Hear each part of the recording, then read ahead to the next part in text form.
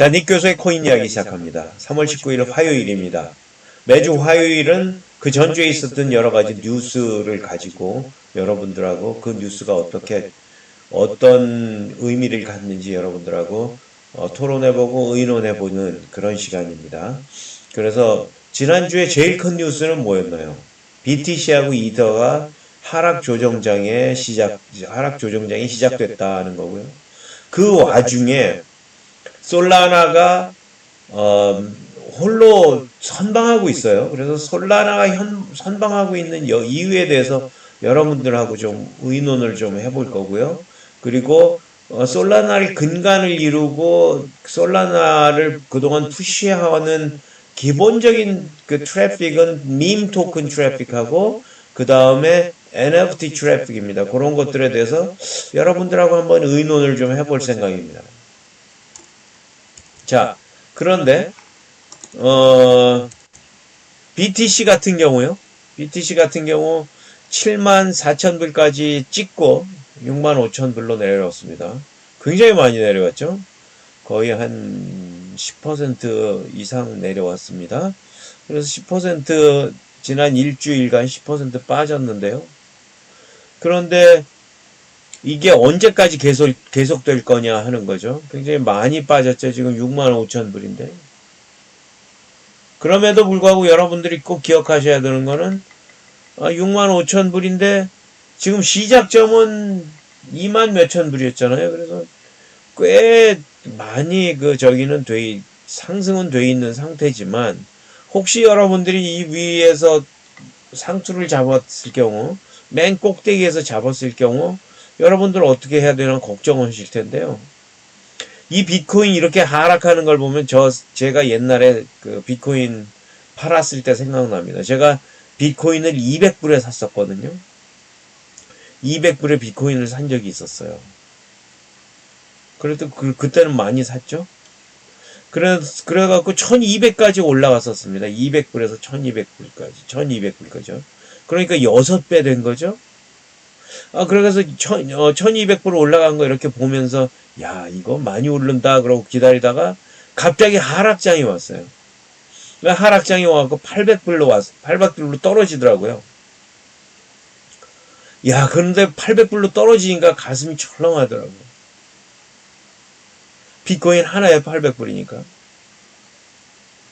그런데 슬금슬금 오르는데 이게 내가 1200불이 비트코인의 전고점 1200불을 찍으면은 이건 그 이상 그게 상방 지지선이니까 그때쯤 되면 팔아야 되겠구나 해갖고 다시 1200불에 올라갔을 때, 그러니까 800불에서 다시 1200불로 올라갔는데 한 2-3개월 걸렸었습니다. 2-3개월 걸려서 딱 1200불로 되고 나서 제가 팔아치웠습니다. 그러고 룰룰랄라 좋아했죠, 그죠? 그랬는데요. 지금 생각해보면 참 바보짓이었죠. 그거 쥐고 있었으면 지금 한 개에 1200불이 아니고 한 개에 7만 불이 돼 있을 텐데, 65,000불이 돼 있을 텐데요. 물론 저는 행복했었죠. 그때 돈 잘 썼죠. 그럼에도 불구하고 여러분들 걱정하지 마세요. 지금 7만 불에 샀는데 65,000불이 떨어졌다 걱정하지 마세요. 그냥 장롱에다 넣어두시면 됩니다. 여러분들의 비트코인은 가지고 그걸 갖고 재산 행사를 하는 토큰이 아니고요. 여러분들 꼭 기억하셔야 되는 게 여러분들은 그냥 장롱 토큰으로 만들어 두겠다 이렇게 생각을 하세요. 그러면은 이게 20만 불 되고 30만 불 돼 있을 때 여러분들이 꺼내서 사용하시면 됩니다. 몰라 그렇게 얘기하시면 또 다른 얘기하겠죠. 오태민 교수 같은 경우는 10억 갈 거다. 10억, 100만 불이 갈 거다. 10억이라 그러면 70만 불이고요. 100만 불이라 그러면 131억, 13억입니다. 10억 갈 거다, 13억 갈 거다 하는 분들이 있어요. 저는 그분들을 옵티미스트하게 생각하지만요. 그 옵티미스트하게 생각하는 정도로 여러분들은 장롱에 넣어두시면 크게 도움이 될 거다 이겁니다. 그래서 그냥 이게 하방 압력을 받아서 좀 조정 하락장에 들어갔다 하더라도 여러분들은 걱정하실 필요 없다는 겁니다.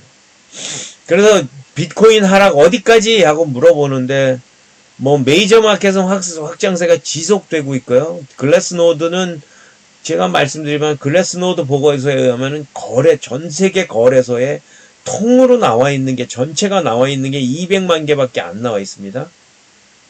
그리고 나머지는 다 장롱 BTC입니다. 지금 여기 34일 후 반감기 도래 예정이라고 그랬는데 이거 틀린 말입니다.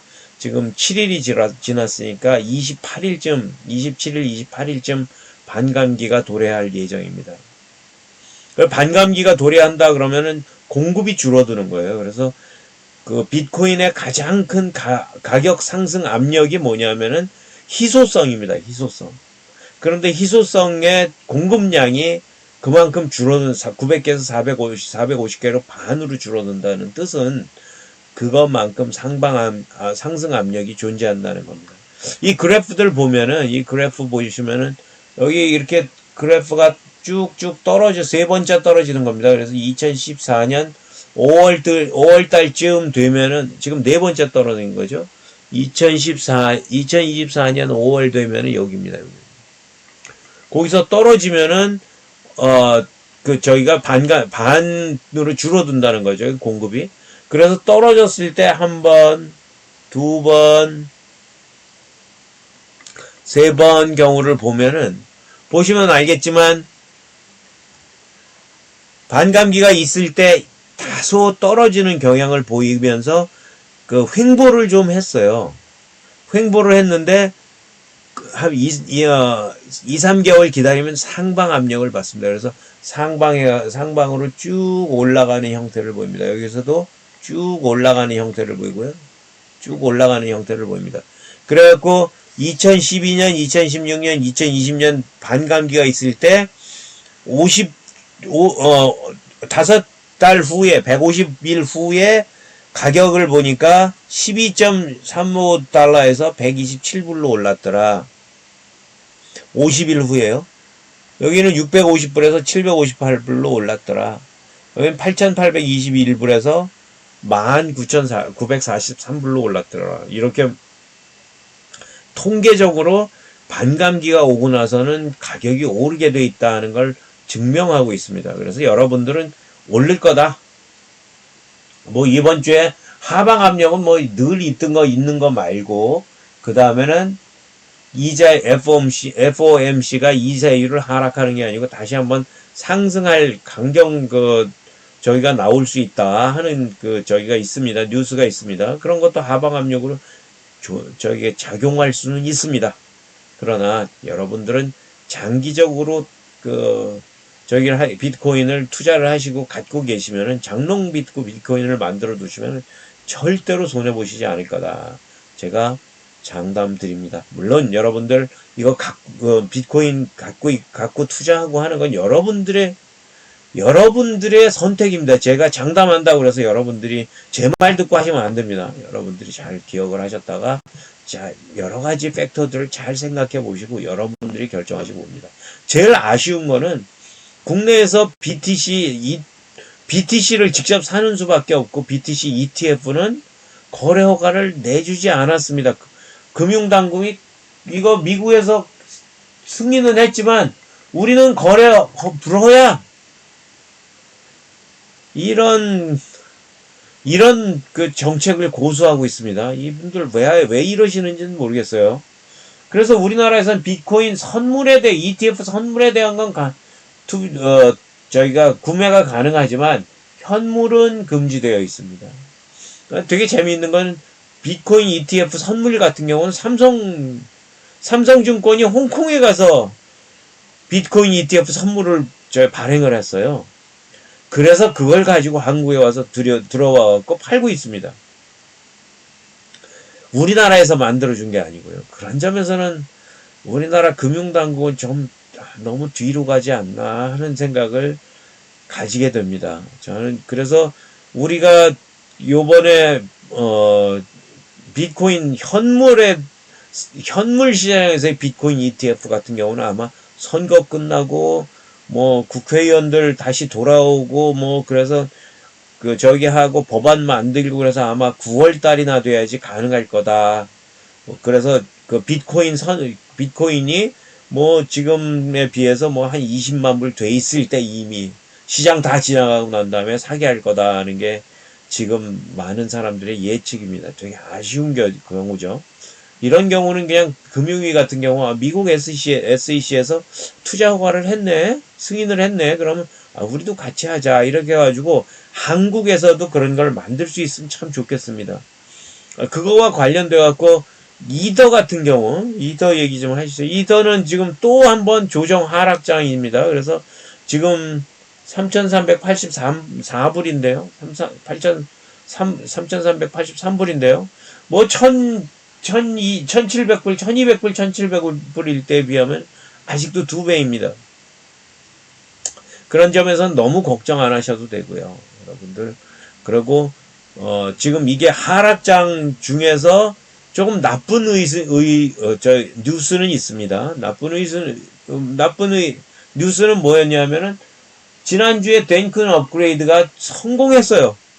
그래갖고 전혀 문제 없이 이더리움이 돌아가기 시작했고, 이더리움 네트워크 스피드가 스케일러빌리티가 해결이 돼서 굉장히 빨라지기 시작했습니다.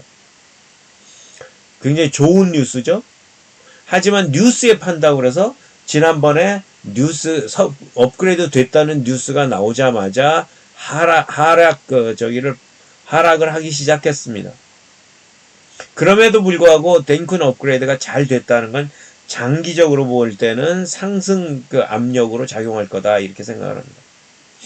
또 하나는 지금 지난주에 하락된 제일 큰 이유 중에 하나가 이더리움 ETF가 5월달에 저기가 난다고 했었는데, 아무래도 ETF가 5월달에 승인 나는 거는 조금 무리가 아니냐 하는 의견들이 꽤 있었어요. 소문들이 꽤 있었습니다. 그래가지고 그것 때문에 ETF가 5월이 아니고 더 연기될 거다 하는 루머들이 있었기 때문에, 그것 때문에 이제 하락하는 거, 덴큰 업그레이드 성공했다는 뉴스하고 ETF가 연기된다는 루머하고 겹쳐가지고 하방을 굉장히 많이 했습니다. 비트코인 하락에 비해서 더 많이 저희가 됐죠. 하락이 됐죠.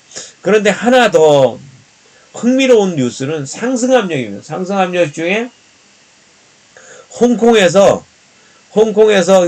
지금 BTC BTC 선물 시장이 지금 돌아가고 있죠. 그러는데 요번에는 BTC 현물 만드는 것보다는, BTC 현물은 홍콩에서는 허가를 내주겠다고 작년 12월에 저기를 했습니다. 공고를 했습니다. 근데 문제는 아무도 신청하지 않았습니다. 그래서 홍콩에서는 비트코인 현물이 ETF로 상장이 되지를 않았어요. 그랬는데 요번에는 홍콩 증권 거래 SEC죠. SFC입니다. 현물 앤 선물 저기입니다. 커미션입니다. SFC 홍콩 금융 당국이 어떻게 하고 있냐면, 현물 ETF는 우리가 만들어 줄게. 이더리움 ETF 우리가 현물 만들어 줄게. 그러고선 자기네들이 이걸 추진을 하고 있습니다. 그래서 그게 홍콩이 먼저 이더 ETF를 상장할 수 있겠습니다. 있을 가능성이 있습니다. 그런데 되게 재미있는 건 솔라나가 나 혼자 선방을 했습니다. 솔라나도 어제 좀 떨어지더라고요. 이게 여기까지 쫙 올라가다가 어제 하루 동안 많이 떨어지기는 했습니다. 그런데 솔라나는 지금 지난 1년 전에 비하면 지금 거의 22불이었다가 지금 182불, 200불까지 찍었었지 않습니까? 어제 220불, 210불 찍었지 204불인가 찍었지 않습니까? 그러니까 거의 10배까지는 안 되더라도 19.5배 이렇게 되는 정도로 지금 1년 전에 비해서 굉장히 많이 올라간 토큰입니다. 지금 10배 올랐다는 거예요. 지금 우리가 비트코인은 3배 올랐어요 이러고선 좋아하잖아요. 이더리움은 2배 올랐어요 이러고 좋아하잖아요. 그런데 솔라나는 10배 올랐다 이겁니다. 그러면 이거 계속 올릴 거냐 하고 여러분들이 물어보셔야 됩니다. 이거 솔라나가 이 비트코인이나 이더리움에 비해서 훨씬 더 많이 오르는 거 아니냐 하고 생각할 거고요. 지금 지난 1년 동안 훨씬 더 많이 올랐고요. 그랬는데, 솔라나, 지난번에 말씀드린 것처럼 솔라나는 월스트리트에서 선호하는 토큰입니다. 그래서 예컨대, 미국에서 허가낸 저기 중에 스테이블 코인 중에 가장 대표적인 게 USDC입니다. 아마 USDC 하나밖에 없을 것 같은데, USDC가 스테이블 코인으로 허가가 났는데, USDC가 솔라나 기반입니다.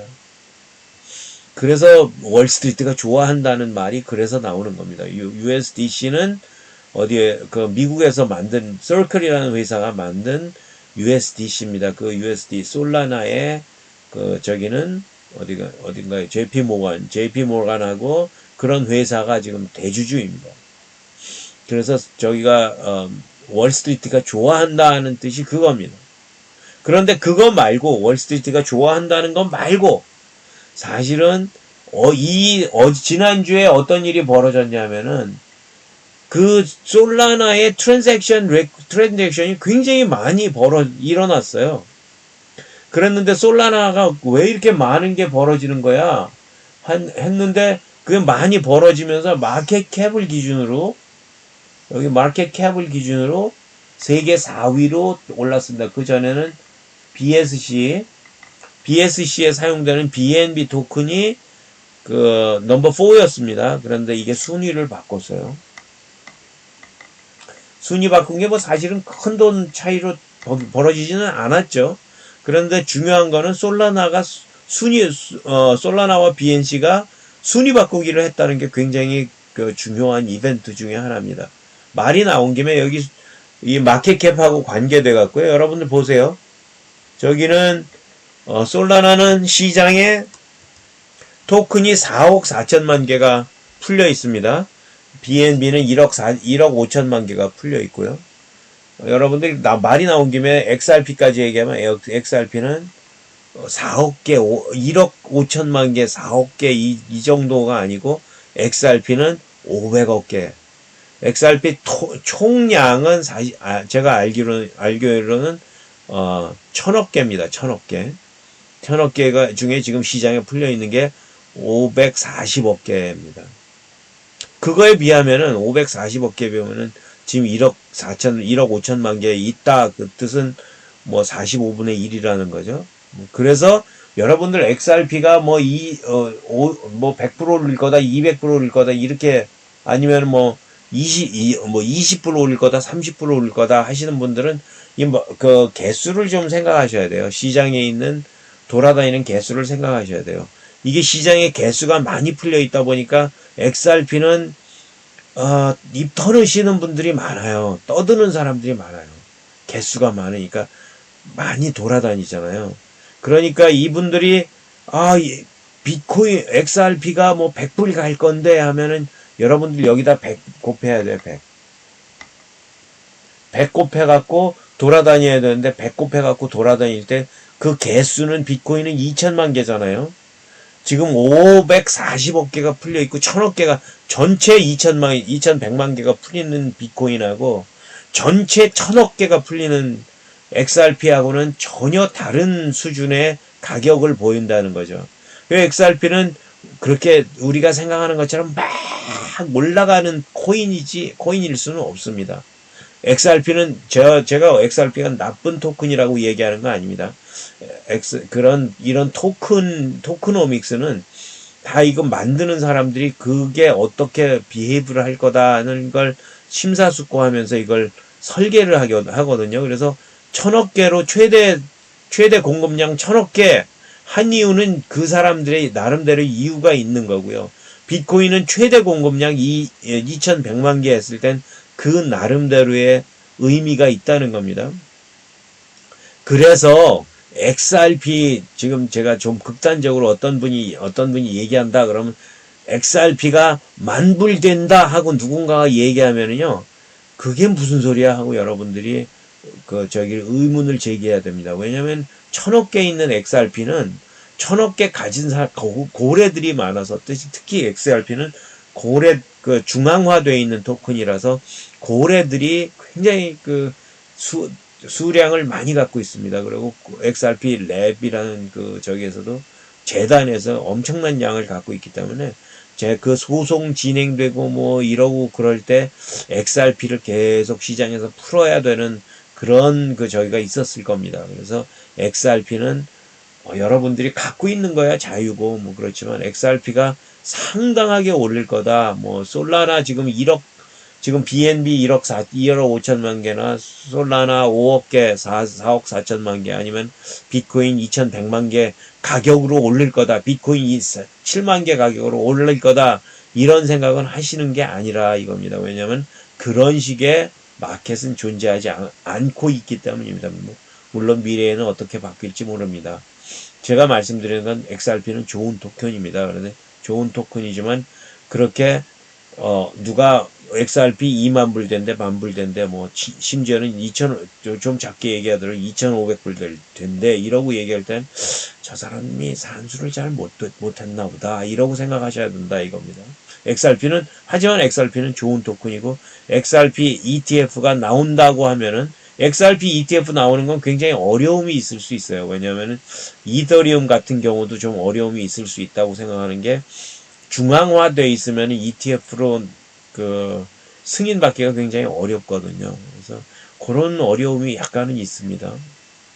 그럼에도 불구하고 XRP ETF가 나온다 그러면은 상당 부분 상승 압력으로 저기를 받을 겁니다. 상승 압력으로 저기가 될 겁니다. 반영이 될 겁니다. 하지만 그렇게 XRP가 다른 토큰에 비해서 올라가는 속도는 그리 녹록지 않을 거다 이렇게 보시면 맞습니다. 자, 솔라나가 근데 다른 토큰 다 가격 조정, 하락 조정 받고 있는데 솔라나가 떡상하는 이유는 뭐야? 하고 생각하시면요. 솔라나는 밈코인들이 대부분 솔라나로 들어가 있습니다. 대부분이라고 그러면 좀 나쁘고요. 많은 토큰들이 토큰들이 솔라나에서 시작을 합니다. 솔라나에 들어가 있습니다. 재작년에 NFT 붐이 일었을 때도 솔라나가 굉장히 떡상을 했는데 왜냐? NFT가 솔라나에서 많이 민트가 되면서 NFT에서 트레이딩이 됐었습니다. 물론 NFT가 인벤트 되고 그런 거는 이더리움에서 인벤트가 됐는데요.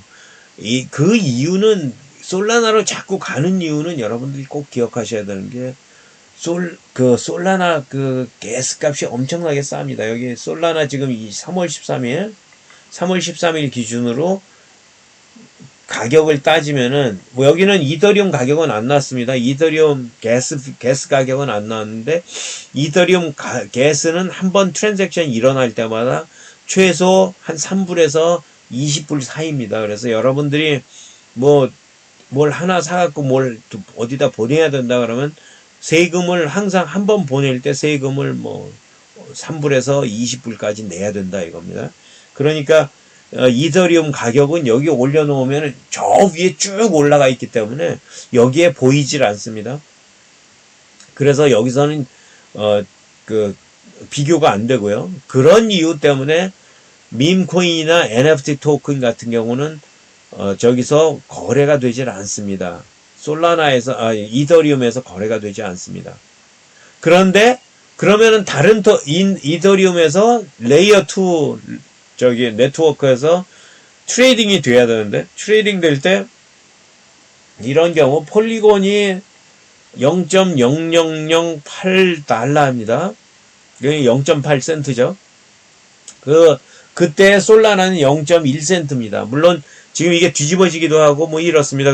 그런데 평균적으로 가장 싼 체인이 솔라나에 가깝습니다. 지금 이런 경우는 지금 이 케이스는 솔라나가 제일 싸고 제일 싸고 그 다음에 폴리곤이고 베이스가 좀 비싸고 팬텀이 좀 비싼데요. 항상 밑에 쪽으로 들어가 있는 게 솔라나하고 폴리곤 이런 겁니다. 솔라나, 폴리곤, JK 싱크도 좀 그렇지만 베이스가 많이 싼데 지금은 베이스가 이 시간에는 베이스가 굉장히 많이 비쌌네요. 그래서 여러분들 밈코인을 만들 때 밈코인 가격이 얼마입니까? 지금 밈코인이 보조 같은 경우는 0.00000 0이 하도 찍다가 0이 없어가지고 여기서 0점 생략 그래놓고 그 뒤에 가서 0848 이랬습니다. 여기 가격은 봉크는 0.0000208입니다. 그리고 여기 뭐 다른 것들도 비슷합니다. 이런 밈 코인들은 워낙 싸니까 하나 두 개 서로 트랜잭션이 일어나지 않죠. 그래서 뭐 100개 한 100개를 하더라도 이런 건 100개를 하더라도 1달러가 뭐 1달러, 2달러, 1000개, 10,000개, 뭐 100만 개 하더라도 몇십, 10불, 20불 이럴 거거든요. 그런 정도 보내면서 트랜잭션 트랜잭션 보낼 때 게스피를 3불, 4불 보낼 수가 없는 거예요. 그래서 밈코인이 솔라나에 많이 들어가 있는 겁니다. NFT도 마찬가지입니다. NFT도 워낙 NFT 민트하고 그럴 때 NFT는 민트 가격이 많이 드는 토큰이에요. 그러니까 NFT 우리가 3년 4년 전에 NFT 붐이 일었을 때 2021년인가 붐이 일었을 때 NFT가 이더리움에서 처음 시작됐음에도 불구하고 많은 NFT가 솔라나로 가 있었던 이유는 그것 때문입니다. 그런데 지금 이제 그러면 왜 폴리곤으로 안 가고 솔라나로 가고 있느냐 하면은 솔라나는 한번 올려놓으면은 그게 전체 네트워크에 저기가 되는데 자산으로 유통이 되는데 예컨대 폴리곤에서 만들었다 그러면 폴리곤이 상대적으로 작은 네트워크이기 때문에 폴리곤보다는 솔라나가 더 우선이 되는 거죠. 그런 또 저기가 있습니다. 장단점이 있습니다. 그래서 이걸 설계하는 사람들이나 이걸 운용하는 사람들이 그런 것들을 고려를 하게 됩니다. 저희 회사 크레페 같은 경우는 이게 폴리곤이 워낙 가스비가 싸니까 여기서 잘 사용하고 그러다가 우리는 탑 10 정도는 크립토 탑 10 정도는 우리가 충분히 확보를 할 수 있을 것 같다. 그래서 저기서 만들었는데 ETF를 폴리곤에서 만들고 있었는데 어느 날 보니까 폴리곤에서는 거의 기초자산 확보하기가 너무 어렵더라는 걸 우리가 발견을 하게 됩니다. 그래서 우리 같은 경우는 지금 폴리곤에서 BSC로 옮겨가는 작업을 지금 하고 있지 않습니까? 그래서 그런 일이 벌어지는 거죠. 자, 그런데 이제 우리가 NFT 많이 나온 김에 NFT를 조금 설명을 하고 지나가려고 합니다. NFT 같은 경우는 가장 시장이 가장 잘 나간 때가 2021년입니다. 2021년에 시장이 막 잘 되고 있다가 3년 전이죠. 그러다가 시장에 트레이딩이 막 되고 있다가 지금 우리 현재로 거의 지금은 95%라고 되어 있는데 이거 2023년 돼 있답니다. 그래서 2024년엔 95%, 98%까지 세일즈가 드랍했다고 그럽니다. 그런데 지금 미술품에 많이 저기가 돼 있었던 거죠. 트레이딩 하느라고 미술품에 굉장히 많이 NFT 저희가 되고 NFT에 뛰어든 회사들도 굉장히 많았고 NFT 비즈니스를 하기 시작한 화랑들도 굉장히 많았는데 대부분 잘 안 됩니다. 그게 미술품이 팔리고 나면은 누군가가 다시 사줘야 되는데 팔고 사는 게 굉장히 많이 저희가 됐습니다. 사람들한테 이거 가격이 한번 오버프라이스 되고 나니까 그 다음에는 오버프라이스 된 걸 다시 누군가가 더 되사줘야 되는데 오버프라이스 된 거를 사람들이 생각하면은 이거 너무 오버프라이스 돼서 생각하면 그 다음엔 세일즈가 안 일어나는 거잖아요. 그래서 2021년 이후로 90%, 95% 정도 지금 저희가 돼 있습니다. 세일즈가 지금 드랍이 돼 있고요. 그런데 지금 이제 이더 가격이 오르면서 아마 시장 달러 어마운트는 조금 증가하고 있는 걸로 보이는데요. 그럼에도 불구하고 여러분들이 꼭 기억하셔야 되는 거는 세일즈는 굉장히 많이 다운돼 있다. 인더스트리 자체는 커졌을지 몰라도. 그런데 어디로 크고 있냐 하면은 이게 NFT는 어떤 뜻일까? 어떤 거를 하냐면은 어떤 거를 가르쳐 줬냐면은 NFT라는 게 ERC721이라는 스탠다드인데 그 스탠다드를 통해서 데이터를 어떻게 거기다 집어넣는지 그림 미술품을 데이터를 토큰화해 갖고 데이터를 토큰에다 어떻게 집어넣는지 하는 것들을 하는 기술을 우리한테 가르쳐 준 거예요. 그래서 미술품 같은 것들 자산을 어떻게 토큰화를 하는지 알려준 겁니다. 그게 굉장히 큰 의미를 갖습니다. 그래서 그 NFT를 통해서 우리가 새롭게 열리는 시장이 리얼 월드 에셋, 실제 자산의 토큰화, 리얼 월드 에셋 토큰화입니다. 그래서 부동산이나 뭐 이런 것들을 토큰화를 해서 우리가 그것들에 대해서 새로운 비즈니스를 할 수 있겠다. 리얼 자산에 대해서, 실제 자산에 대해서 토큰화를 하고 하게 만들고 그 시장이 무한한 가능성이 있는 거고요. 그것 때문에 바로 웹 3.0 시대가 열리는 겁니다. 오늘은 여기까지 하겠습니다. 감사합니다.